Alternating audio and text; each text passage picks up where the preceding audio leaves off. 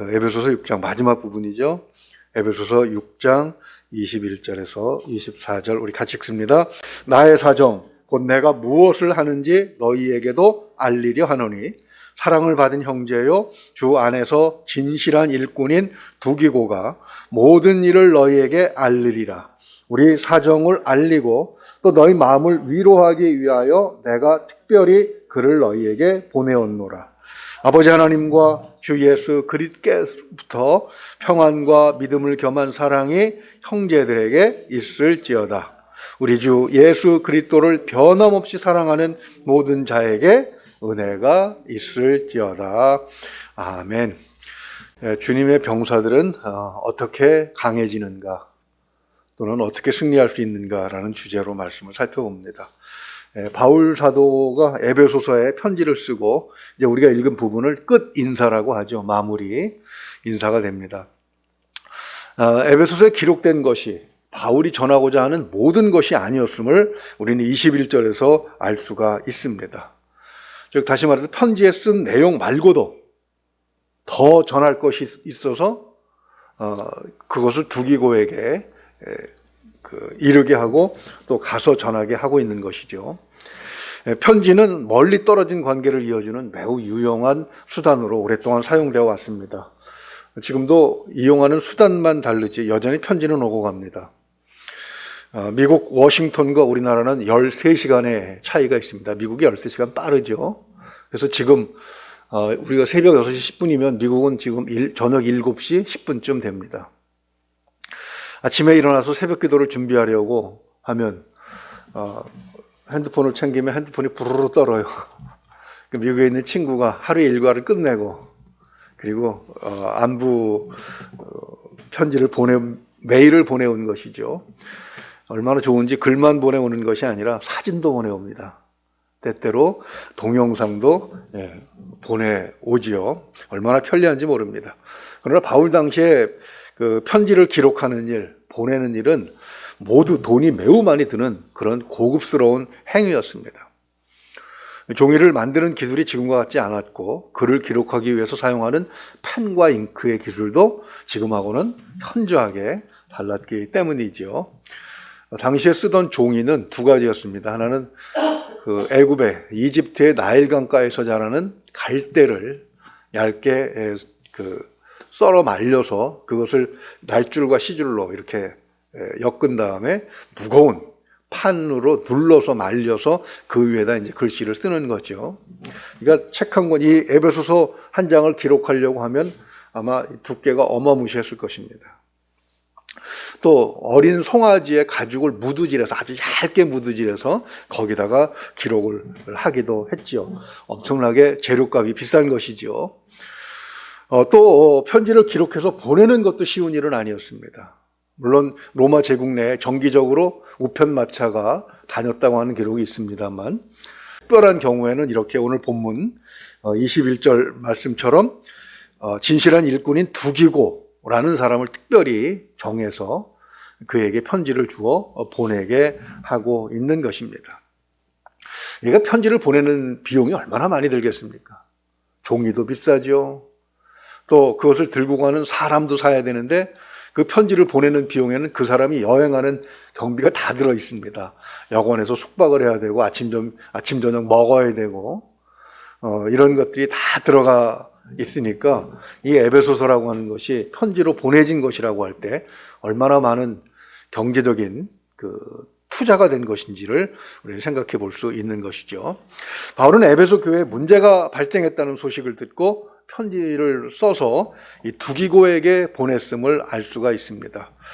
왜 당시 존재했던 우편 마차를 이용하지 않고 비용이 훨씬 더 많이 드는 사람을 보내었는가? 이 두기고는 누군가?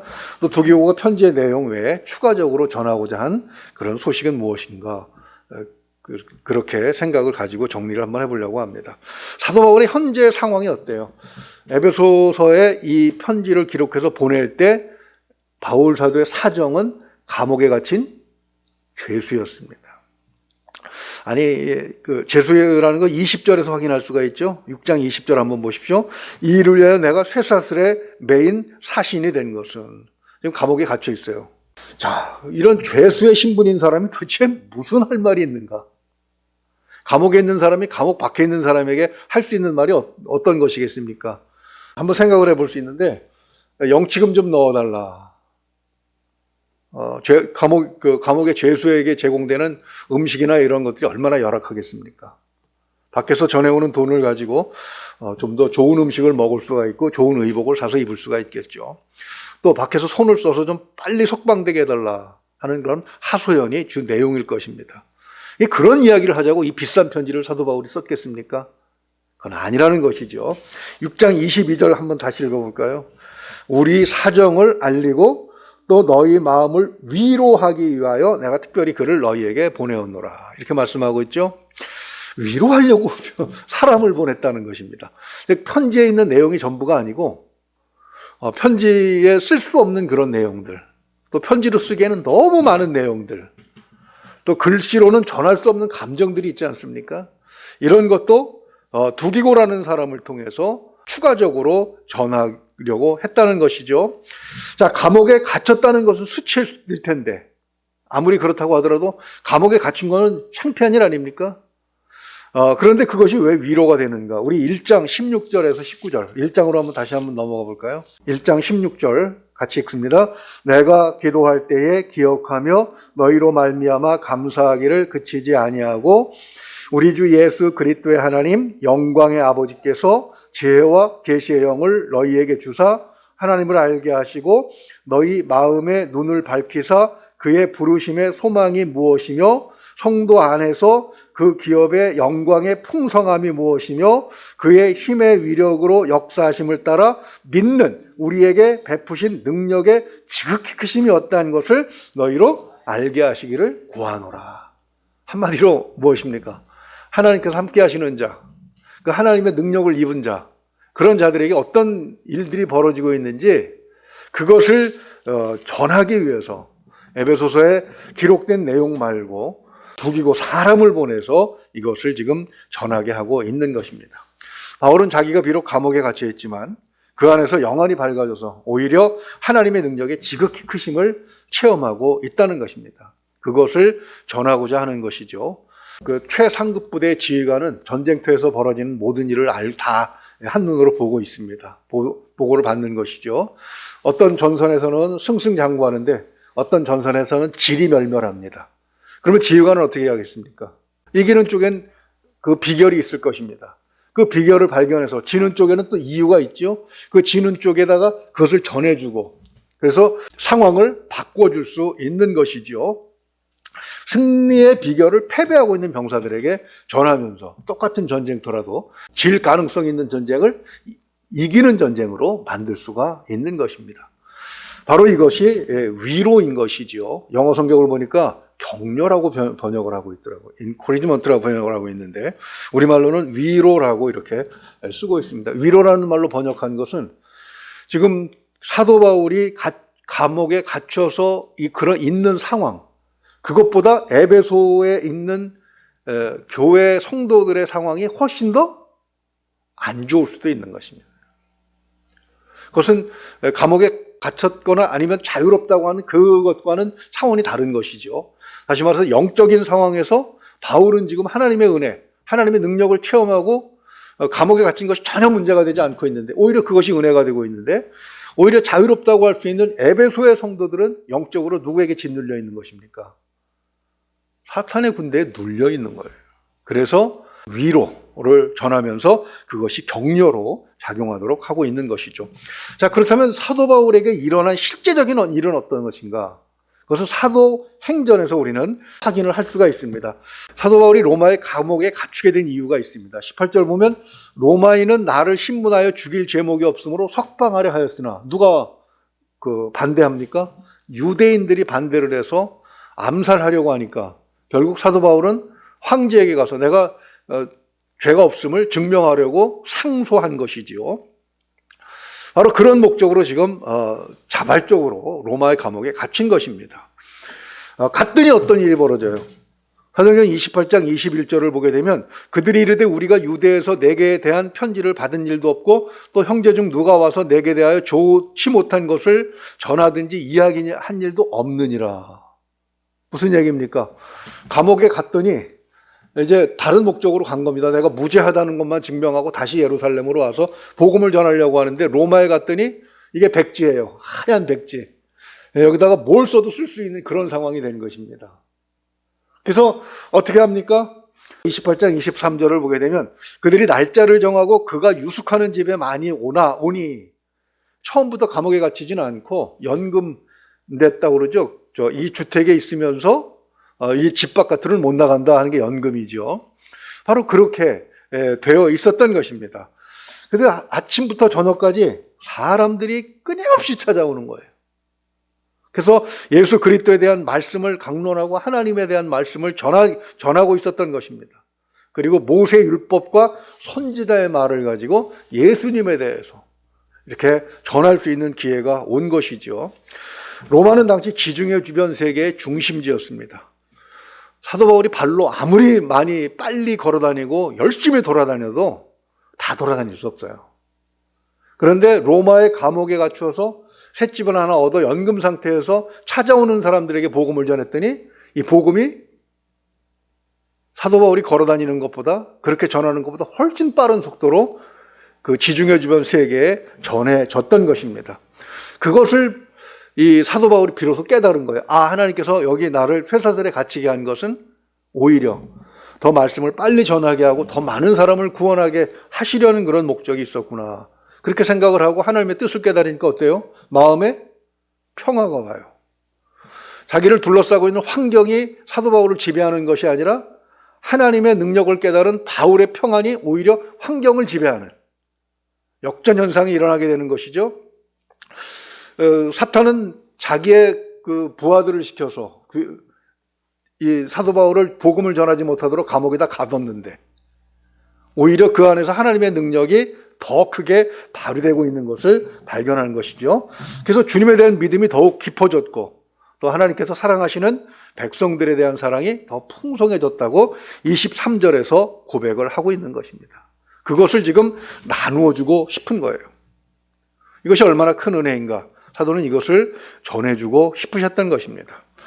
이 말씀을 누군가의 은혜의 체험을 전하는 것, 누군가가 하나님을 잘 믿고 어려움을 극복하는 이런 것들을 눈으로 보고 확인하고 귀로 듣고 또 그것에 대해서 깊이 생각해 보는 것, 이것이 매우 중요하다는 것을 오늘 본 말씀이 우리에게 가르쳐 주는 것입니다. 왜냐하면 우리는 홀로 마귀와 싸우는 그런 존재가 아니기 때문이죠.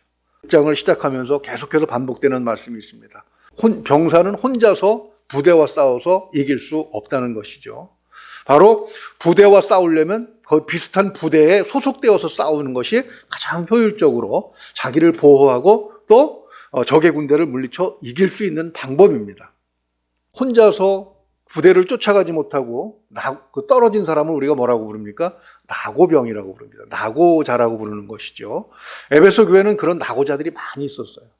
형편이 어려울 때, 전쟁으로 치면 전쟁이 심해졌을 때, 그때 뭐 어디 숨어 있거나 이러다가 그만 부대로부터 떨어져서 홀로 낙오된 그런 사람입니다. 얼마 전에도 인도네시아의 그 무인도 비슷한 곳에서 40몇 년 만에, 그러니까 2차 대전이 끝났는데도 여전히 전쟁 중인 줄 알고 숨어있던 일본군 장교가 뒤늦게 발견이 돼가지고 뉴스를 탄 적이 있습니다. 가끔 나와요, 그런 사람들이. 그러니까 아직도 세계 곳곳에는 사람들의 발길이 안 닿는 곳이 있는 모양입니다. 전쟁이 끝났는데 홀로 낙오돼서 전쟁이 끝난지도 모르고 숨어서 벌벌벌 떨면서 40년, 50년을 지낸 겁니다. 그동안에 어떤 일이 벌어졌습니까? 그들의 조국 일본은 이제 엄청난 부자가 돼서 전 세계 뭐 두 번째도 되고 세 번째도 되고 그렇게 호황을 누렸는데 그 병사는 낙오되는 바람에 어때요? 짐승처럼, 원숭이처럼 그렇게 살았던 그 인생이 그렇게 다 날아가 버린 것을 볼 수 있는 것이죠. 그래서 우리는 이 하나님의 군대에 소속되는 병사가 되는 것을 두려워하지 말아야 하는 것입니다. 사실 처음 군대 입대하면 20몇 년 동안 다른 삶을 살아온 그런 병사들이 한 침대에 누워서 한 침상에 누워서 이리 부대끼고 저리 부대끼다 보면 엄청난 사건 사고들이 일어납니다. 그런데 그렇게 다듬어지다가 군대를 제대할 즈음 되면은 그 사람에 대한 그죠? 그런 여러 가지 안목들도 생기고 또 그렇게 사회에 나와서 엄마 치마폭에만 쌓여있던 아이가 또 세상의 일을 감당할 수 있는 그런 사람으로 이렇게 변화하기도 하는 것이죠. 하나님께서 때때로 우리에게 영적 전쟁에 험악한 일을 허락하시는 것, 그것은 바로 그런 목적이 있기 때문인 것을 사도 바울이 지금 말씀을 통해서 전해주고 있습니다. 때때로 우리의 삶 속에서는 내 생각과 반대되는 일이 벌어질 때가 있습니다. 에베소서에는 두 가지 반응이 기록되어 있어요. 첫째는 다시 옛사람으로 돌아가는 거, 다시 벗어던졌던 옛날 옷을 주워 입는 거. 왜요? 실망스럽거든요. 내가 예수 믿어서 이 꼴 당하려고 예수 믿나? 그리고 두려워져요. 갑자기 세상이 두려워집니다. 그렇게 되면 어떻게 됩니까? 옆에 있는 교인들이, 그렇게 사랑스러웠던 교인들이 미워지고 증오심이 생깁니다. 그러면서 영적으로 주님과 멀어지면서 피폐해지는 것이죠. 그런데 둘째는 어때요? 새 사람의 옷을 입고 사는 사람들이 있습니다. 오히려 하나님의 뜻을 그 가운데서 발견하고 능력을 덧입고 그리고 믿음이 강해지고 그 속에서 왜 이런 험난한 일을 우리에게 주시나? 하나님께서 더 좋은 것을 주시려고 한다는 사실을 깨닫습니다. 그것이 바로 사랑을 깨닫는 것이죠. 하나님의 사랑이 얼마나 큰 것인가를 깨달았을 때 비로소 은혜가 하나님이 주시는 은혜를 다 풍성하게 누리고 사는 것입니다. 즉 그런 사람은 누구도 이길 수가 없는 것이죠. 왜요? 주님이 항상 내 곁에 있고 하나님이 나와 함께 하시는데 두려울 게 뭐가 있겠습니까? 무엇이 우리의 앞길을 막겠습니까? 바로 그 격려를 하고 싶어서 이 에베소서를 써서 보내면서 그것 가지고 부족하니까 두기고를 보내서 두기회가 눈으로 보고 확인한 사실을 에베소 교인들에게 전하게끔 해주고 있는 것입니다. 말씀을 정리하죠. 바울의 승리를 우리는 역설적인 승리라고 얘기합니다. 감옥에 갇혔더니 오히려 복음을 더 많이 전하게 되더라. 혼자서 열심히 세계를 누비고 다닐 때는 강도의 위험이 있었고 매를 맞고 돌멩이에 주워 맞고 감옥에 갇히고 별짓을 당했지만 감옥에 갇혀서는 어때요? 찾아오는 사람들에게 방해도 없이 복음을 전하면서 놀라운 역사를 이루어갔던 것이죠. 이것이 바로 십자가 승리의 공식입니다. 고난을 겪고 십자가의 죽임을 당했더니 부활의 영광으로 갚아주시는 하나님의 그 능력, 하나님의 은혜를 바울이 지금 깨닫고 그것을 전하고 있는 것이죠. 그러므로 우리는 뜻대로 안 될 때, 우리의 생각과 다른 일들이 우리 삶에서 벌어지고 있을 때 거기에 매몰되기보다는 잠시 멈추어서서 하늘을 바라봐야 되는 것입니다. 그러면서 하나님, 왜 내게 이런 일이 벌어지는 것입니까? 그 이유를 찾아봐야 되죠. 그럴 때 우리는 질문을 또 하게 됩니다. 내가 지금 하고자 하는 일이, 내가 이 일 가운데서 얻고자 하는 이런 것들이 하나님의 뜻인가? 아니면 내 뜻인가? 답이 나오는 것이죠. 그럴 때 다른 성도의 경우를 참고하는 것이 매우 좋다는 것입니다. 성경이 가장, 사도 바울도 시대는 2000년간의 차이가 있지만 역시 우리와 똑같은 성도입니다. 그렇죠? 베드로도 역시 마찬가지입니다. 로마의 백부장 고넬료가 바울에게 절하려고 할 때, 그때 베드로가 비켜서면서 뭐라고 말씀하세요? 나도 너와 똑같은 사람이다. 단지 내가 먼저 하나님의 은혜를 입었기 때문에 그걸 전하러 온 것이지 내가 무슨 대접을 받으려고 온 것이 아니다.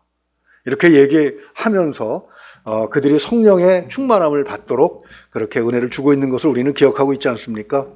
바로 그것처럼 다른 성도, 성경에 있는 성도의 경우를 참고하고 또 우리가 그런 일을 통해서 승리했을 때 그것을 다른 성도에게 나누어 주는 것도 매우 중요합니다. 왜냐하면 다른 성도가 강해질 때 나도 강해지는 것이죠. 바로 그런 원리가 성경의 원리인 것을 우리는 깨달아야 하는 것입니다. 우리 주 예수 그리스도를 변함없이 사랑할 수 있는 힘이 여기서 나오고 그 사랑으로부터 하나님의 은혜를 우리가 마음껏 더 있는다는 사실을 기억하시면서 오늘도 아직 코로나19가 끝나지 않았습니다. 많은 젊은이들이 마스크를 벗고 다니더라고요. 아니나 다를까 확진자가 좀 늘어나고 있는 그런 상황인 것 같습니다. 끝까지 쥐지 않고 영적으로 승리하는 우리 모두가 될 수 있기를 주님의 이름으로 축원을 드립니다. 기도하겠습니다. 은혜가 풍성하신 우리 아버지 하나님, 사도 바울의 사정은 인간적인 눈으로 보게 되면 결코 위로가 되지 않는, 격려가 되지 않는 상황이지만 그 속에서 하나님의 능력을 체험했을 때 그것이 우리에게 얼마나 큰 힘이 되는지를 말씀을 통해서 다시 한번 생각하게 하시니 감사합니다. 이 사랑을 힘입어서, 이 사랑을 우리의 것으로 만들어서 현재 당면하고 있는 문제들을 능히 감당할 수 있는 그런 하나님의 병사가 될 수 있도록 하나님 도와주시옵소서. 내가 강해져야 다른 성도들을 도와줄 수 있고, 또 내가 약해졌을 때 다른 성도들로부터 도움을 받는 것이 하나님의 군대가 강해지는, 승리하는 비결임을 깨달았사오니 하나님, 우리에게 주시는 은혜가 늘 풍성하기를 소망합니다. 넘어지지 않게 하시고 믿음의 형제들과 함께, 믿음의 동지들과 함께 그리스도에 대한 사랑을 끝까지 유지해 나갈 수 있도록, 그래서 우리에게 주어진 모든 상황을 극복할 수 있도록 하나님 우리를 도와주시옵소서. 믿고 의지하오며 우리 주 예수 그리스도 이름으로 기도하옵나이다. 아멘.